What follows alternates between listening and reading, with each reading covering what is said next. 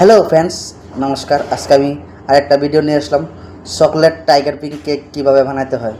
আপনাদের আগের ভিডিও তো দেখাইছি, ওখানেও দেখাই দিতেছি, এটা দেখতে পারবেন কীভাবে। ফার্স্টে কেকটা আইসিং করে নেবেন। আইসিং করার পরে এরপরে মানে ধরেন না আপনার চকলেটটা গরম দিবেন, অল্প গরম দিয়ে ভ্যানিলার জেল দেবেন, যেটা ভ্যানিলার জেল আছে, ভ্যানিলার জেল ছাড়া আপনার ফাটবে না।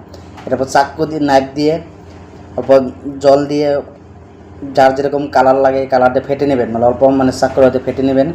ফেটে দেওয়ার পরে এরকম গরমভাবে চকলেট ঢেলে দেবেন। ঢেলে দেওয়ার পরে এই নাইফের মধ্যে দিয়ে এরকম একটা ঘুরে দেবেন, তো সুন্দর হয়ে যাবে। দেখুন এই যে কেকটা ফাটে যাচ্ছে, এরকম ফাটে ফাটে যাবে, উপরে একটা লুক আসবে। দিদিরা, ভাইয়েরা, বোনেরা বেশি বেশি লাইক করেন, কমেন্ট করেন, সাবস্ক্রাইব করেন ইউটিউবের বন্ধুরা। আর ফেসবুকের বন্ধুরা পেজটা ফলো করে দিবেন, আপনারা ভিডিও দেখেন।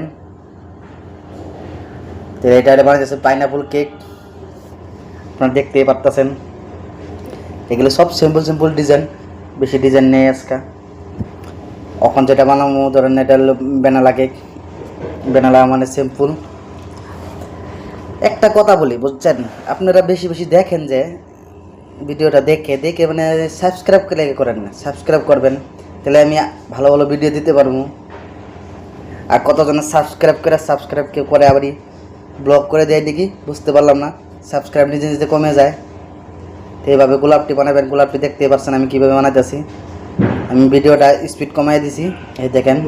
এরকমভাবে গোলাপটি সাইড দিয়ে কেটে আনবেন, কেটে দিলে তো গোলাপটা হয়ে যাবে। এরপরে ধরেন এটা হলো ব্ল্যাক ফরেস্ট, এটা মানে ইয়েলো কালারের হবে। এটাও একটা মানে ফুল, এটা অন্য ধরনের ফুল। আরও ধরনের বিভিন্ন ধরনের কেক আছে, এখানেও দেখতে পারবেন আপনারা এই ভিডিওর মাঝে দেখতে পারবেন। তো এখন ধরেন না এটা সিম্পল ডিজাইন দিতেছি, আপনারা এরকম দেওয়ার চেষ্টা করবেন।